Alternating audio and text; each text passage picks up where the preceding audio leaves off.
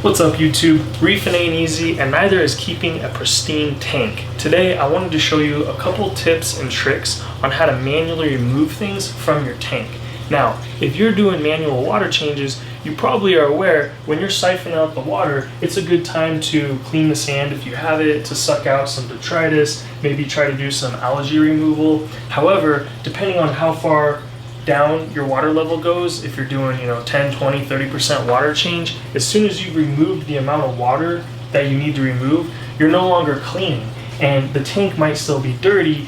And I'm all about efficiency. If you already got your hands in there and you're going, you might as well finish the job, but you're thinking, well, where's this water gonna go? So if you don't have a sump, something you can do is take a 5-gallon bucket and a sock, and you're going to, at the end of your siphon, actually tie the sock to this. You just need some way to secure it and make sure it doesn't come loose. The easiest way is to take one of these hose clamps. They sell them at all the big box stores, and you shrink them or tighten them just with a screwdriver.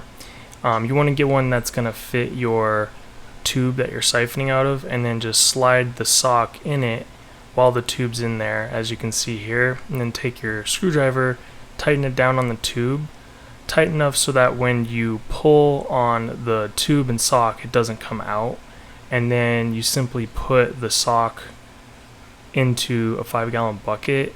It's definitely helpful if you just have one of these, paper clamps, one of the bigger ones, and just put it on there. There's a bunch of different ways you can attach it. I find this to be easiest.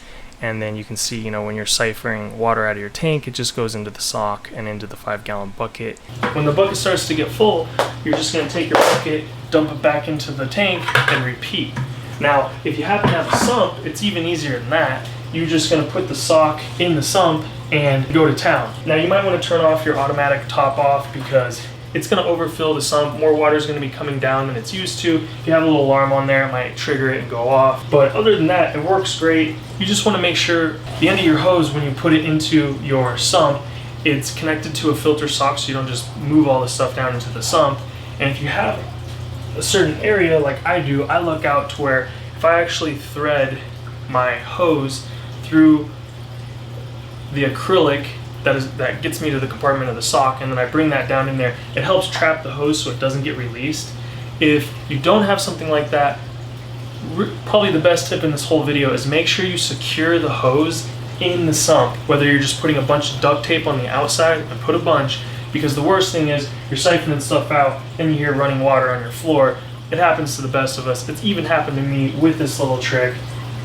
Just because you're moving around and you're focused on your tank, not on where the water's going. So just a quick video. A big reason I wanted to make this is I've heard about this before, but I never actually saw people and how they do it. Here's a couple tricks to actually get the water going.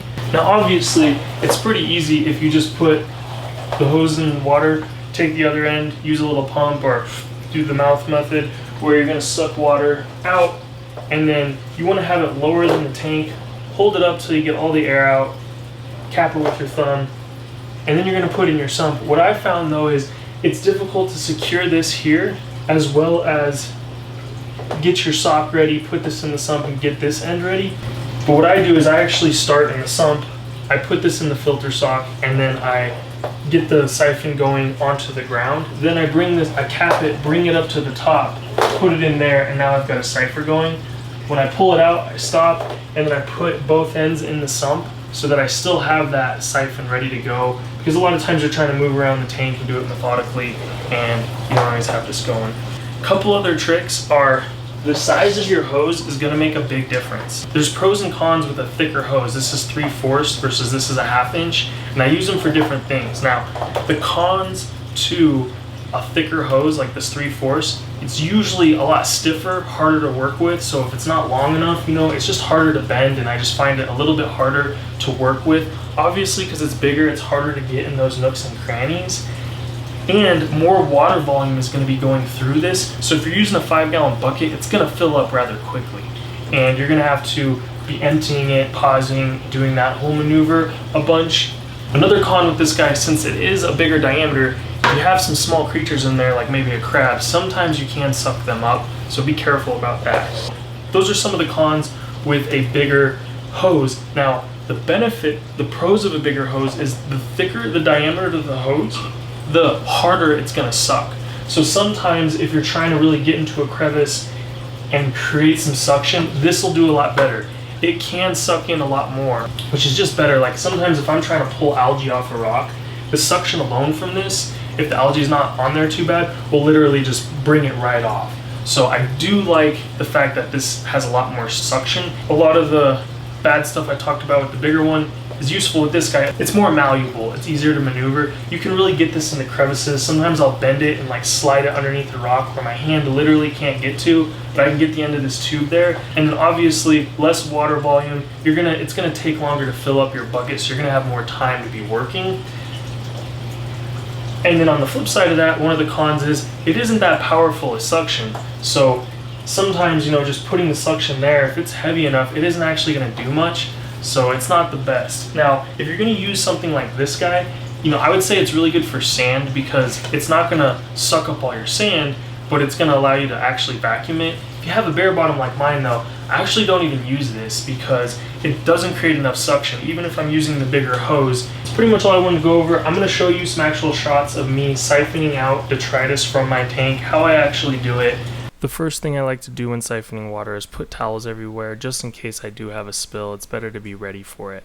Now you'll see I'm going to take my acrylic tube and I'm going to thread it through a piece of acrylic that normally sits on top of a hole on my sump. Then I thread that actual piece of acrylic through its hole that it sits on so that it can't come back out. It's too big to come back out when I pull on that tube, which helps me from spilling water.